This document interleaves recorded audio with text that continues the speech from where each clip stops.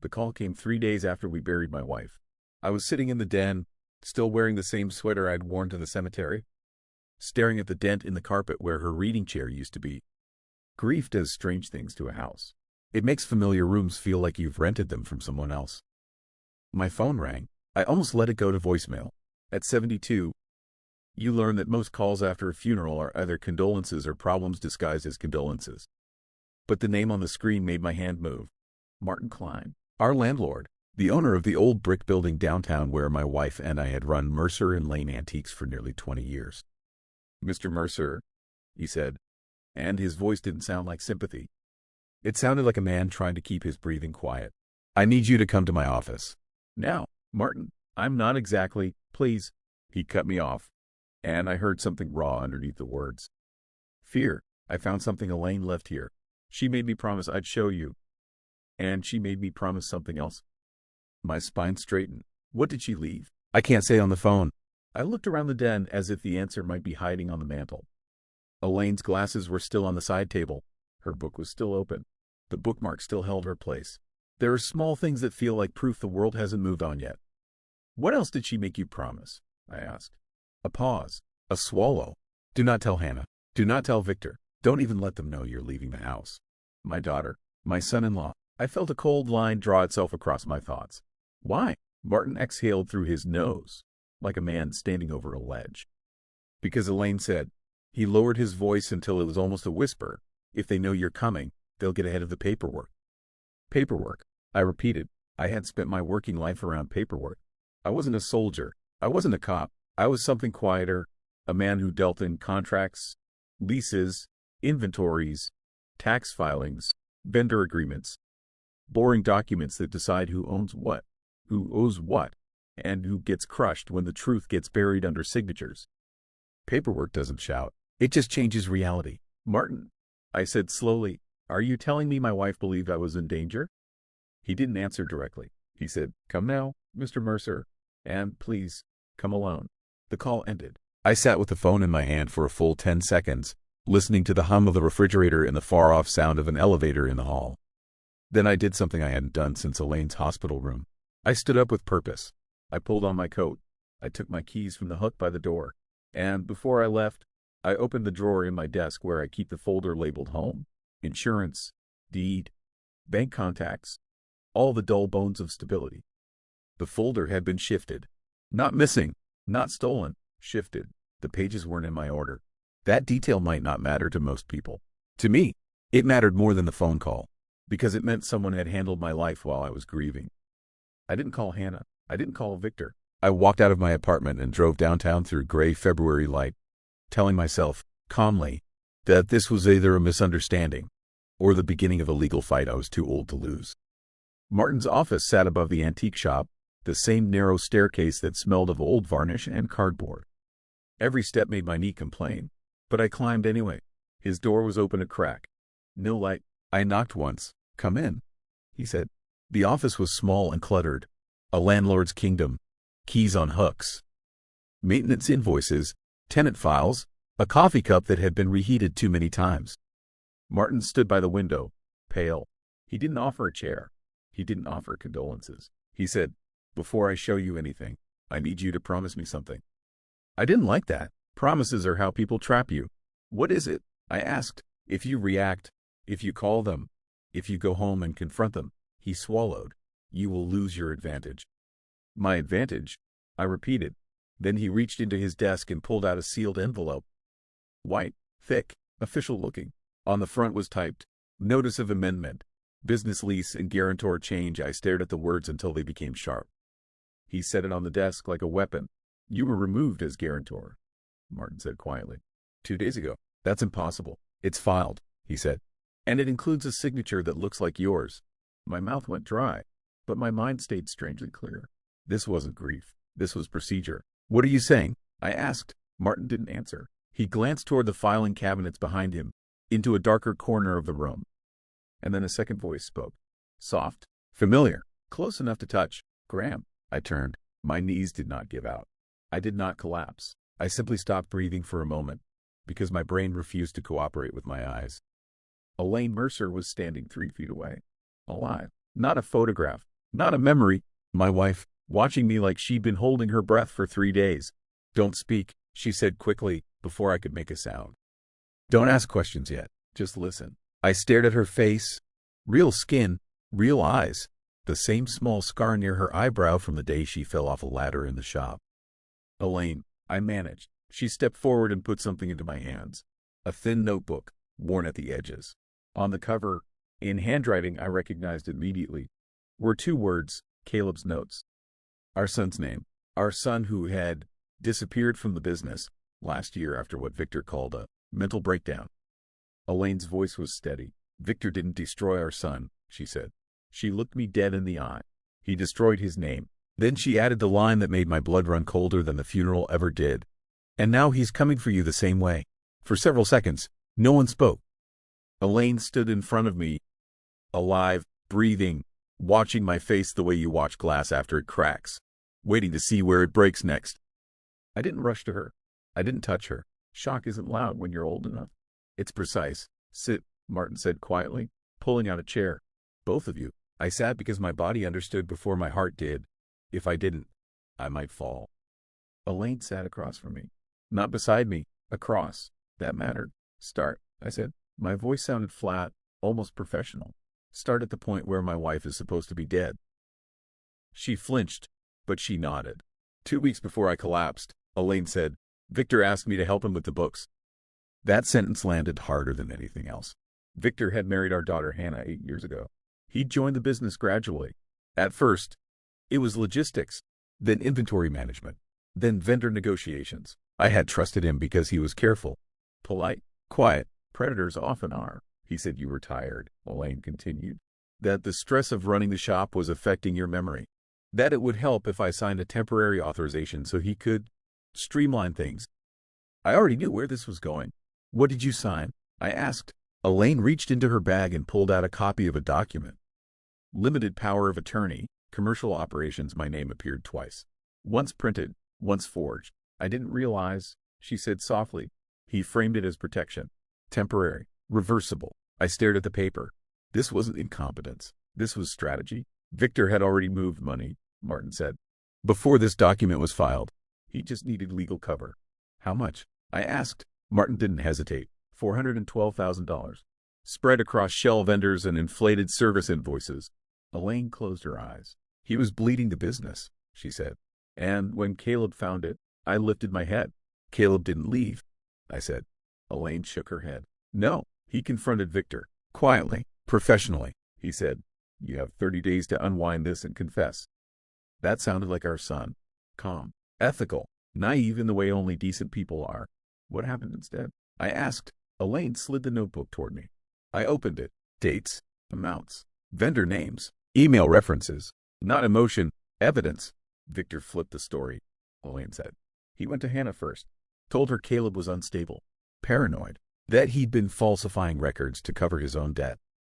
My throat tightened. And you believed him? I said. Elaine nodded once. I wanted to. It was easier. I turned the page. Meeting. Victor. Denied access to bank portal. Claims. Graham approved changes. I hadn't. Then he came for me, Elaine said. Not with force. With paperwork. She looked at Martin. He asked me to sign another document, Martin said. A contingency lease amendment, in case of medical incapacity. My chest felt heavy now. What kind of incapacity? I asked. Elaine answered quietly. Cognitive decline. The room felt smaller. He wanted you declared unfit, she said. Not publicly, just enough to freeze you out. Enough to transfer control. I leaned back. This wasn't a crime of passion. This was architecture. And my death? I asked. Elaine didn't answer immediately. Instead, she said, Victor didn't poison me. I frowned. He helped me fake it. That finally broke something loose inside my chest. You, what? I overheard him on the phone, she said. Talking to an attorney about emergency succession if both principals were unavailable. He was planning for you next. Martin spoke then, carefully. Elaine came to me, asked if I knew a doctor who understood sedatives. Legal ones. Ones that wouldn't show on a basic talk screen. My mouth went dry. You let me bury you, I said. She met my eyes. I let you live. Silence stretched between us. Thick and uncomfortable. When they think you're dead, Elaine said, they stop hiding. I looked down at the notebook again. Caleb's handwriting. Calm. Methodical. My son hadn't failed. He'd been erased. What does Hannah know? I asked. Elaine shook her head. Enough to be dangerous. Not enough to be guilty. Victor keeps her foggy. Stress. Family loyalty. Don't burden your father. I exhaled slowly. This wasn't a revenge story. This was a recovery operation. What happens next? I asked. Elaine slid a folder toward me. Inside were copies of filings dated after her funeral. Emergency board changes. Vendor substitutions. A motion to amend the lease permanently. Pending one signature. Mine. He'll come for you now, Martin said. As the grieving widower. Confused. Isolated. I closed the folder. Good, I said. Elaine looked at me sharply. You shouldn't go home, she said. Stay here. Let me handle. No, I interrupted calmly. That's his plan. To move without resistance. I stood up, joints protesting. But mind clear. I'm going home, I said. And I'm going to let him think it's working. Elaine's voice dropped. Graham, I've signed contracts under worse pressure than this, I said. And I've read enough fine print to know one thing. I tapped Caleb's notebook. People like Victor don't stop when they win. They stop when they're documented. Martin nodded once. Elaine watched me the way she had years ago when I told her I was stepping back into the business after my first retirement. You're going to let him close in, she said. Yes, I replied. Slowly, carefully, I put the notebook under my coat. And this time, I added, I'll be ready when he reaches for the final signature. I went home the same afternoon. I didn't call ahead. I didn't warn anyone. I wanted the house to react naturally, like water when you drop a stone. Victor's car was already in the driveway. That told me two things. He wasn't mourning. He was managing. I sat in the car for a full minute, engine off, hands on the wheel, slowing my breathing. When you're about to walk into a controlled environment, you don't rush. You observe. The front door opened before I reached it. Hannah, I said, surprised, but not really. She hugged me too fast, too tightly, the way people do when they're afraid you might ask questions. Dad, you shouldn't be alone right now, she said. Victor and I thought, I'm home, I said calmly. That's all the thinking required. Inside, the furniture had shifted. Not much, inches, enough to feel intentional. Victor stood near the kitchen counter, sleeves rolled up, expression set to concerned competence. Graham, he said, I'm glad you're back. We were worried. You don't trust men who say we when they mean I didn't ask you to be, I replied. A flicker crossed his face. Gone in half a second. Of course, he said. I just meant, Hannah needs support. And the business. There it was. I set my coat down slowly. Took in the room. Folders on the dining table. My table. Legal paper always has a smell. Ink. Pressure. Permanence. You've been busy, I said. Victor smiled, trying to keep things stable. I sat. He remained standing. That told me everything. Dad, Hannah said gently, Victor's been helping a lot. You've been through a shock. Maybe it's okay if he handles things for a while. I looked at my daughter. Really looked. Her eyes were tired. Not guilty. Not cold. Confused. That mattered. I'll decide that, I said. After I see what's been handled. Victor slid a folder toward me. Too smoothly. Just preliminary, he said. Vendor continuity. Payroll. Nothing you need to worry about right now. I opened it. Invoices I didn't recognize. A consulting firm I'd never hired. Monthly retainers just under the amount that would trigger automatic review. Smart. You changed the bank access, I said, not looking up. Victor didn't deny it. For security, he said, after Elaine, after everything. I thought it was prudent. Restore it, I said. A pause. Not long, but real. We can, he said. But maybe later, when things settle. I closed the folder. This was the moment. Not the confrontation. The test. Of course, I said. Later's fine. Victor relaxed. That was his mistake. That evening, they insisted I eat. Victor cooked. Too much. Too careful. I watched him the way I used to watch suppliers pitch deals. What they emphasized. What they rushed past. How are you sleeping? He asked casually. Lightly, I said. Makes sense, he nodded. Grief does that. He poured me tea. I didn't drink it. I let it cool untouched while we talked about weather, logistics, funeral follow-ups. Hannah watched me more than she watched him. Good. That night, my bedroom door locked from the outside. I tested it once. No give, no accident. I sat on the bed and listened. Footsteps. Murmurs. Victor's voice low and steady. He wasn't angry. He was scheduling. By morning, food came on a tray. Toast, eggs, juice, carefully portioned. I'll eat later, I said. Victor's smile tightened. You should keep your strength up. I will. When they left, I checked the room. Loose floorboard near the radiator. I pried it up with a fingernail. Space enough for a recorder. Good. By noon, Victor brought documents. Power of attorney. Temporary, of course. Just in case, he said. I'll review them, I replied. That night, I heard him pacing. Not walking. Calculating. The house wasn't a home anymore. It was a holding pattern. And I was the asset he hadn't liquidated yet. Which meant one thing. The pressure would increase. And soon, he'd stop pretending this was about helping me. By the third morning, the house had a rhythm. Not a healthy one, a controlled one. Meals arrived at set times. Conversations followed predictable paths. Victor spoke softly, always calm, always reasonable. That was the most dangerous part. People expect violence to be loud. It isn't. It's procedural. I woke to the sound of the lock turning. Hannah came in first, carrying a tray. She didn't meet my eyes. Breakfast, she said. Same portions, same careful balance. Enough to keep me upright. Not enough to feel normal. Victor hovered in the doorway. Sleep okay? He asked. I dreamed, I said. He smiled. That's good. It wasn't. Dreaming meant my body was under stress. I ate slowly. Left half. Victor noticed. He always did. Later that morning, the phone in the hallway rang. I heard Victor answer it. Yes. No. He's resting. I'll pass that on. When I asked who it was, he said, just a supplier checking in. A lie. Suppliers don't call the house. By afternoon, the internet was down. Victor blamed the provider. By evening, my phone had no signal. Old building. He said, interference. I nodded. You don't argue when someone is tightening a net. You map it. That night, I slid the recorder under the floorboard and turned it on. If Victor wanted control, I wanted evidence. Around midnight, I heard voices outside my door. Victor's. Low. Tired. She's getting suspicious, Hannah whispered. She'll adjust, he replied. They always do. That word landed hard. Always. Not usually. Not sometimes. Always. That was experience talking. The next morning, he didn't bring food. He brought papers. A doctor's evaluation request. Pre-filled. My name typed neatly at the top. Just a formality, he said. Given your age, the stress, the loss. He let the words hang.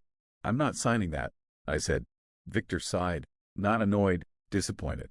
Graham, he said, pulling a chair closer. This doesn't have to be hard. I looked at him. Really looked. There was no anger in his eyes. Just impatience. I built this company, I said. I survived 3 recessions and one partner who tried to bleed me dry. If you think a few quiet days and some paperwork. He leaned in. Close enough that I could smell his aftershave. That's not what this is, he said softly. The door behind him was closed. Hannah wasn't there. This is about timing, he continued. You're tired. People expect that. Mistakes make sense right now. What mistakes? I asked. He smiled again, trusting the wrong people. That night, I didn't sleep. Around 2 in the morning, footsteps stopped outside my door. Victor didn't speak. He didn't need to. He wanted me to know he was there. In the morning, Hannah came in crying. I can't do this, she said. He says it's for your own good. But I took her hand. Listen to me carefully, I said. You don't have to choose right now. Just don't sign anything. Don't witness anything. Don't explain anything. She nodded, terrified. Victor watched from the hallway. That afternoon, the recorder caught something important. Victor on the phone. Yes, I know the timeline. No, he's resisting. But he's isolated now. Another day or 2. A pause. No, not yet. Accidents raise questions. I sat very still when I heard that playback. Not yet, which meant later. That evening, Victor poured me tea again. I lifted the cup. He washed my hands. I set it down untouched. Not thirsty, I said. For the first time, his smile slept. Just a fraction. Pressure without bruises. Control without witnesses. This wasn't grief management. It was asset extraction. And now I knew the schedule, which meant it was time to disrupt it. Victor became careful after the tea. Too careful. He stopped hovering. Stopped asking questions. Stopped pushing. That was worse. People who relax under resistance think the outcome is already decided. The house grew quiet again. The controlled kind of quiet, not peace. I spent the morning doing nothing. No reading. No pacing. No visible planning. Predators relax when the prey appears tired. Around noon, Victor knocked and entered without waiting. He carried a folder. Not documents. Photographs. He laid them out on the bedside table one by one. Bank statements. Property tax notices. A scanned copy of my will. An older version. You should update this, he said casually. Things change. I didn't touch the papers. I buried my wife 3 weeks ago. I said, if you're trying to rush me, you're failing. I'm not rushing, he replied. I'm preventing chaos. That word again. Control language always sounds noble. He picked up one photo, a blurry image taken from across the street. Me, 2 days earlier, leaving the house with Hannah. You walked further than usual, he said. That worried me. That wasn't concern. That was surveillance. Who took that? I asked. Victor hesitated. Just a breath. Security, he said. Wrong answer. This was a residential street. No private security patrols. No, I nodded anyway. Later that afternoon, Hannah slipped into my room while Victor was on a call. He's angry, she whispered. Not loud angry, focused angry. That was confirmation. Anger redirected inward becomes precision. He says the lawyer is coming tomorrow, she added. With witnesses. Good, I said. She looked confused. I leaned closer. Did he say which lawyer? Yes, she said. Mark Ellison. I closed my eyes for half a second. Ellison wasn't his lawyer. Ellison was the firm accountant had used years ago. A man who knew my handwriting, my habits, my usual pace of decisions. Victor didn't know that, because Victor wasn't part of the early years, which meant he was copying from incomplete information. That night, Victor came in with 2 glasses of water. No tea, peace offering, he said lightly. I took mine, didn't drink. We sat in silence for almost a minute. Then he said it, the sentence he shouldn't have said. You know, he began. Most people in your position don't even realize when the shift happens. What shift? I asked. When responsibility transfers, he replied. From owner to caretaker. Caretaker. Not family, not helper. Caretaker is a legal word. He continued, unaware he'd already crossed the line. It's better when it's gradual. Less paperwork. Less resistance. I set the glass down. You've done this before, I said. He smiled automatically, then stopped. He corrected. I've seen it before. Too late. That night, I replayed the recordings 3 times. Victor describing timelines. Victor mentioning witnesses. Victor using legal terminology meant for proceedings, not conversations. By morning, I had what I needed. Not proof of violence. Something better. Intent. When Ellison arrived the next day, Victor was confident. Too confident. Hannah stood by the door, hands clasped, pale. Ellison greeted me warmly. Graham, he said. I was sorry to hear about Margaret. I nodded slowly. Before we begin, I said, there's something I want on record. Victor frowned. Ellison looked up. I gestured to the table. Everything in this house is being recorded, I said calmly. Every conversation, every visit, including this one. Silence. Victor laughed. A short, sharp sound. That's not necessary, he said. It already happened, I replied. Ellison leaned back. Victor's face changed. Not panic, calculation. And in that moment, I saw it clearly. He hadn't planned for resistance. He'd planned for exhaustion. And he was already behind schedule. Victor didn't argue after my statement. That was the tell. People who are innocent protest. People who are exposed regroup. Ellison cleared his throat. Well, he said carefully, before we proceed, perhaps we should clarify why recordings are necessary. Victor answered for him. My father-in-law has been under stress, he said smoothly. Grief can distort perception. There it was, the first public framing. Not unwell, not confused, just enough doubt to plant uncertainty. I let him talk. That's why I suggested witnesses, Victor continued. Transparency protects everyone. Ellison nodded slowly, eyes moving between us. Witnesses for what, exactly? He asked. Victor hesitated again. Another fraction too long. Continuity, he said. Estate continuity. Wrong emphasis. Ellison wasn't stupid. Graham, he said gently, are you requesting changes to your will today? No, I replied. Victor's jaw tightened. I'm requesting a delay, I added, and an independent evaluation. Independent? Victor repeated. Yes, I said, not someone selected by family. The word family landed hard. Hannah shifted near the door. Ellison leaned forward. That's reasonable, he said, given recent circumstances. Victor cut in. There's no need to complicate this. Complicate. Another control word. Ellison closed the folder without opening it. I won't proceed today, he said. Not without clarity. Victor's smile didn't reach his eyes. After Ellison left, the house changed temperature. Not literally, emotionally. Victor followed Hannah into the kitchen. I heard everything through the vent. You told him too much, Victor said quietly. I didn't say anything, she whispered. You let him see, he replied. That's worse. Silence. Then a sound I hadn't heard before. Something breaking. Glass. Hannah gasped. Clean it up, Victor said. Calm. Flat. No shouting. That night, my phone vibrated once. Unknown number. You're making this harder than it needs to be. No signature. I didn't respond. Instead, I forwarded the message. Then another arrived. The lawyer won't protect you forever. Still no response. By morning, Victor had changed tactics. He became attentive. Breakfast tray, medication reminders, concerned tone. Too late. That afternoon, 2 women arrived. Social services. Victor stood beside them like a model caregiver. He's been forgetting things, Victor explained. Getting confused about timelines. One of the women smiled kindly. May we speak with you alone, sir? I nodded. When the door closed, I spoke calmly. I want this documented, I said. My son-in-law initiated this visit. I did not request it. The woman paused. That's noted. I'm also being recorded, I added. So are you? She blinked, then smiled more tightly. We'll proceed carefully, she said. Victor waited outside, listening. When they left, he didn't look at me. That evening, Hannah slipped me a note. Folded. Shaking hands. He says if this fails, he'll escalate. No details, but escalation only goes one direction. I slept with the light on. Not from fear, from readiness. Because now there were records, witnesses, messages, and one man running out of clean options. Victor escalated exactly 48 hours later. Not with anger, with urgency. He announced it over breakfast, voice careful, rehearsed. I've scheduled an evaluation, he said. Tomorrow morning. I didn't look up from my coffee. With whom? I asked. A specialist, he replied. Recommended. By whom? He hesitated. By my attorney. There it was. Not your attorney. Not the family's. His. I won't attend, I said calmly. Victor's fork paused midair. You don't have a choice, he replied. Wrong answer. I do, I said. And you just removed any doubt about intent. He leaned back. You're being difficult. Another control word. I stood and walked past him. That afternoon, Hannah knocked on my door.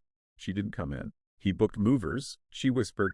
Just in case. In case of what? I asked. She swallowed. In case you're relocated. That night, I didn't sleep. I prepared. I printed timelines, saved backups, uploaded copies to a cloud Victor didn't know existed. And I made one call. The next morning, the evaluator arrived with Victor. And someone else, a man I didn't recognize. That's unnecessary, I said, looking directly at Victor. The man smiled. I'm here as a witness. No, I replied. You're here as leverage. The evaluator shifted uncomfortably. Before anyone could speak, the doorbell rang. Victor turned. So did everyone else. 2 uniformed officers stood on the porch. Behind them, a woman in a gray blazer. Adult Protective Services. Victor's face drained of color. I didn't call you, he said quickly. She smiled politely. No, she replied. You didn't. She turned to me. Sir, we received documentation indicating coercion, unauthorized access, and attempts to alter residency without consent. Victor stepped forward. This is a misunderstanding. She raised a hand. We'll decide that. The evaluator quietly packed his bag. The witness disappeared down the driveway. Victor stood frozen. For the first time, he had no script. That was when Hannah spoke. Her voice shook. But it's true, she said. All of it. Victor turned to her. Hannah. No, she said. Louder. I'm done. Silence. The kind that ends things. One officer asked Victor to step aside. Another asked me if I felt safe remaining in the home.